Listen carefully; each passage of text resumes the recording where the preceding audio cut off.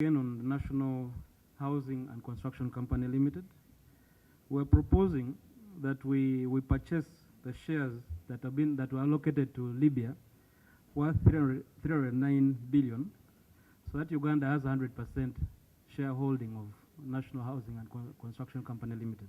Ssemujju. Chairman, I don't know if the committee interested in itself in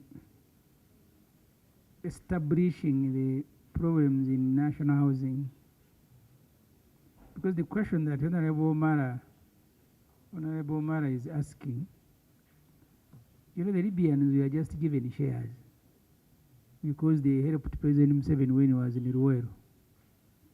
So he gave them shares for free, but he also strategically thought they would bring in money to grow the company, which they didn't. In fact, they ran away. I don't know whether there was a valuation coming to this amount, because the Libyans simply ran away. The manager of National Housing even abandoned the official vehicle at Entebbe. He took off. So do we have a valuation report coming to this figure of 309? Because we gave them shares, they abandoned them, they never brought money. Then one more other question. Information, Honorable Ssemujju. Just while we are at that one, the other money which they need for capital, will it be, because the present arrangement is there is another shareholder, whether we gave them shares, in the register, they are part of the shareholders. So this money, the additional capital we are giving you, would be a loan from government to the entity, or will it be money that will buy more shares in the company? Because it's either that or the other. Is it more shares? Is it a loan by government to the company? I think that clarification, we need it. Thank you. The way it looks, I think it's going to be equity. It's not a loan. I think they want the government to own part of the company, or to own the company 100%. Let's allow Honorable Ssemujju. Finally, the Land Commission. You as a committee overseeing the Land Commission, I don't know, because they also have funding gap, but they are doing badly. Government land is being taken. You remember the Nakawa Naguru, I passed by there. There is now a church that increasingly is eating almost all the land there. This one where Parliament has offices, Kingdom. They failed to fight with Sudiri and they took it. So do they deserve to be given more money if the land under their custody is just being taken by private people? Furthermore, we were requesting for some money to capitalize the National Housing and Construction Company Limited to the tune of 88.1 billion, but zero has been allocated. So I have, on Annex 3 also shows compensation for absentee landlords, which is unfunded, underfunded. 494 is required, 494 billion is required, but 22.970 is provided. There's a funding gap of 471 billion. We also wish to construct the Uganda Land Commission office block. We require 30 billion, but zero is allocated.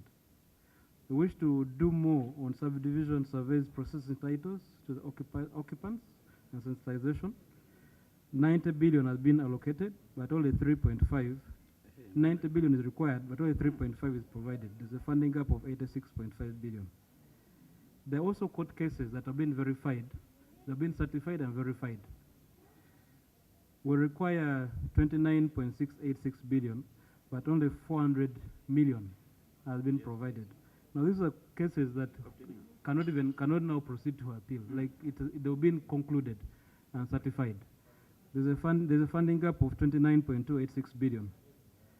Then on government land acquisition, this is proactively, we're requesting for 100 billion, but zero is provided. In a nutshell, I have presented where funding gaps are, but on page 32, because I've started from what Chair had advised, because if we were to go line by line, could have taken a bit longer. The summary of the budget estimates for financial year 2026-2027 by vote. That's page 32.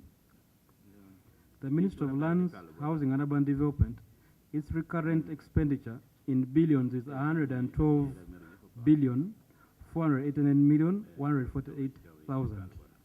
The development expenditure in billions is 88 billion 134 million 658,000. The total allocation for Ministry of Lands is 200 billion 623 million 806,000. For Uganda Land Commission, the recurrent expenditure in billions is 46 billion 942 million 959,000. The development expenditure for Uganda Land Commission is 82 billion 830 million, and the total for Uganda Land Commission is 129 billion 772 million 959,000. Chair, the details are within the report as presented on the floor of Parliament, but we can revisit in case you need further clarification. Thank you. Thank colleagues. Any comments, observations? Yes, Amara. Thank you, the Chair of the committee, for your report. I'm going straight away to page 34. Starting with number 8.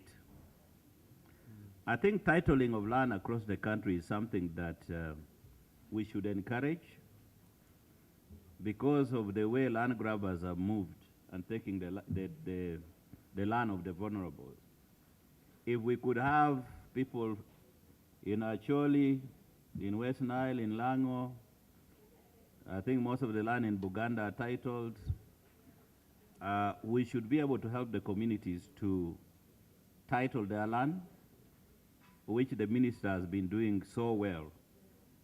Several hundreds of land titles have been given out to individuals. Mr. Chairman, this is one thing which it will give value to land. Even people can, if you want to mortgage it for capital issues, this would be a great asset.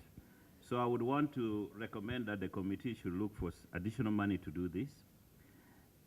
On number 9, sorry, Honorable Mara. Yes, please. The available budget is 41 on item 8 that you referred to. Is 41.476 billion. But you're requesting that we know that we have challenge in terms of financing. So we're requesting that we push it to 150 billion. That's a request. Okay, because you see, you have just put also, I think the mistake you have made as a committee is just to put the funding gap as a figure. You should have provided a recommendation that the gap is this, but we'll recommend this, because that money is not available. That is actually within the report. It's why okay, we'll extract it out. If you look at page don't worry, Chairman. Don't worry. 24, yeah, we put that we recommended that we should at least give 150 billion per year over the next 5 years, medium term. Okay, so I'm just giving a high-level comments, but the details we'll look at them when we sit as a committee. The other one is on number 9, on land compensation for the ranchers.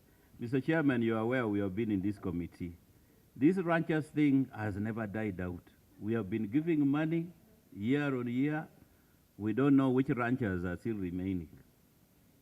And I think we need more information on this, Mr. Chairman. We have put money forward there. These ranchers keep on multiplying. We don't know which region where they are. That is my comments on that. And then finally, Chair, I'm combining number 10 and number 11. What seems to be happening is there are two things. There is a need for capitalization of NHCC. And they don't have money, they want capital for them to do their work, to continue to construct more houses. Yes, at the same time, another shareholder, the Libyans, had put money in the organization. You want to remove an investor who has put their money to help you perform. Now, instead of asking for more money for us to give you so that we capitalize you and you continue, you are now, it's a double-edged sword. You want one, money to buy off a partner, which money you don't have.